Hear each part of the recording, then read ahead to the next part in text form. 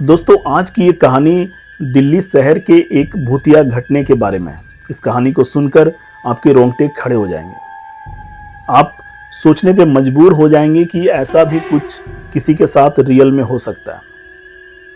ये स्टोरी मेरे एक सब्सक्राइबर ने मुझे भेजी है। अगर आप भी मुझे स्टोरी भेजना चाहते हैं तो contact.abhesa@gmail.com पर भेज सकते हैं। दोस्तों, ये कहानी एक लड़के की है जो बिहार में रहता है।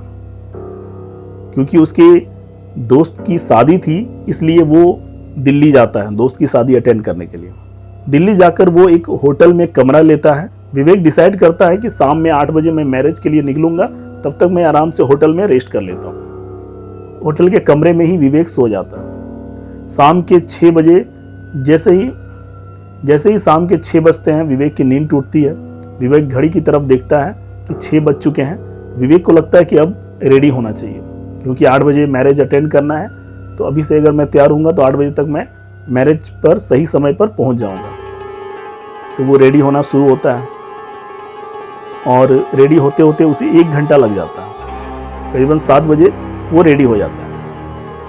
उसके बाद विवेक जो है एक कैब बुक करता है। उसे लगता है कि 45 मिनट्स का रास्ता था, तो वो सोचता है कैब बुक कर लेता हूँ, आसानी से मैं पहुँच जाऊँगा। विवेक रेडी हो जाता है और तभी विवेक के पास एक कॉल आता है। विवेक कॉल रिसीव करता है तो वो उसी कैब कंपनी का कॉल था। कैब कंपनी वाले बोलते हैं कि सर, आपकी बुकिंग ले ली गई है और कुछ ही देर में कैब जो है आप तक पहुंच जाएगी। आप रेडी होके नीचे रहिए, कैब आपको पिक कर लेगी। जैसे ही फोन कट होता है, कैब वाला जो है वो होटल के पास पहुंच जाता है। कैब वाला कहता है कि विवेक नाम के लड़के ने कैब बुक किया हुआ है और मैं उसको पिक करने के लिए आया हुआ हूँ। तो होटल वाले विवेक को कॉल करते हैं और कंफर्मेशन लेते हैं कि सर, कैब आया हुआ है आपका नीचे। फिर विवेक नीचे आता है। उसके बाद वो कैब में बैठता है और कैब फिर जाना शुरू करती है। विवेक सोचता है 45 मिनट्स का रास्ता है, अकेले बैठे बैठे बोर हो जाऊंगा, थोड़ी कैब ड्राइवर से बात कर लेता हूँ। तो विवेक जो है अपना मोबाइल निकालता है और उसमें जो एग्जैक्ट लोकेशन जहाँ पे विवेक को जाना था, मैरिज हॉल, तो वो लोकेशन दिखाता है कैब ड्राइवर को और कहता है कि ये देखिए, ये एग्जैक्ट लोकेशन है, यहाँ पे मुझे जाना है। तो ड्राइवर कहता है ठीक है, मैं वहाँ पे आपको छोड़ दूंगा, कोई दिक्कत वाली बात नहीं है।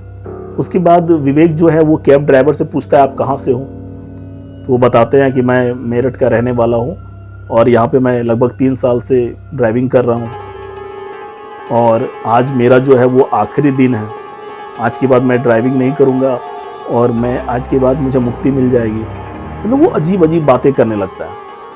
इससे विवेक को तो थोड़ा सा अजीब लगता है कि भाई ऐसी बातें क्यों कर रहा है ये। आज अंतिम दिन है, आज के बाद मुक्ति मिल जाएगी, आज के मुझे बाद गाड़ी नहीं चलानी होगी। वो बताता है कि मेरी फैमिली में 5-6 लोग रहते हैं। मैं हूँ, मेरी वाइफ है, बेटा बेटी है और एक मेरे पिताजी हैं जो मेरे साथ रहते हैं। और अब मैं उनसे बहुत दूर हो जाऊंगा। अब मैं अपने परिवार से मिल नहीं पाऊंगा क्योंकि मेरा ये आखिरी दिन है और इसलिए मैं आपसे पैसे भी नहीं लूँगा। विवेक को वो कहता है। विवेक को बड़ा अजीब लगता है कि मैं कैब ड्राइवर को जानता नहीं हूँ और ये अजीब सी बातें कर रहा है, बोल रहा है कि पैसे भी नहीं लूँगा। तो थोड़ा तो विवेक को अजीब लग रहा था। कैब ड्राइवर जो है वो गाड़ी चला रहा था कंटिन्यू और लगभग 45 मिनट्स में विवेक जो है वो मैरिज हॉल के पास पहुंच जाता है। उसके बाद वो नीचे उतरता है और कैब ड्राइवर से पूछता है कितने पैसे हुए। तो कैब ड्राइवर कहता है कि नहीं, मुझे पैसे नहीं चाहिए, आज मेरा आखिरी दिन है, मैं आपसे पैसे लूँगा नहीं। आज जितनी भी सवारी मुझे मिलेगी मैं फ्री में उनको उनके मंजिल तक पहुँचाऊँगा। विवेक को अजीब लगता है। वो कहता है कि ऐसा कैसे, आपने मुझे यहाँ तक ड्रॉप किया है, आपके जो भी पैसे बनते हैं आप मुझे बताइए, मैं आपको दे देता हूँ। लेकिन बहुत जिद करने पर भी वो जो कैब ड्राइवर है वो पैसे नहीं लेता है। उसके बाद वो कैब ड्राइवर जो है वहाँ से चला जाता है। उसी वक्त तुरंत उस कैब कंपनी वाला का कॉल आता है। विवेक रिसीव करता है, हेलो। तो कैब कंपनी वाला बताता है कि सर, आप कहाँ पे हो? मेरा जो कैब ड्राइवर है आपके होटल के नीचे काफ़ी समय से वेट कर रहा है। तो विवेक हक्का बक्का सुनकर विवेक कहता है कि मैं तो जहाँ मुझे आना था मैं वहाँ पहुँच चुका हूँ। वो कहता है कि मैं तो कैब में बैठ कर आया हूँ, कौन सा कैब ड्राइवर मेरा वेट कर रहा है मेरे होटल के नीचे। तो वो पूछती है कॉल पे कि सर किस ड्राइवर के साथ आप आए। तो बातों ही बातों में कैब ड्राइवर ने अपना नाम मनीष बताया था। तो विवेक फ़ोन पे कहता है कि वो मनीष नाम के ड्राइवर थे जिन्होंने मुझे अभी बस जस्ट थोड़ी देर पहले मुझे यहाँ पे ड्रॉप किया है। तो वो फ़ोन पे बताती है कि सर लेकिन मनीष जो ड्राइवर हमारे साथ जो काम करते थे, अभी 2 घंटा पहले ही उनकी रोड एक्सीडेंट में मौत हो गई है। तो विवेक ये सुनता है और उसके बाद वो, क्योंकि वो बातें भी कर रहा था और मैरिज हॉल के अंदर वो जा रहा था, वो रिटर्न आता है दौड़ के और वो देखने की कोशिश करता है कि वो गाड़ी जो है वो कहाँ जा चुकी है। वो आता है, देखता है, लेकिन गाड़ी कहीं भी नहीं दिखती है, गाड़ी गायब हो चुकी थी।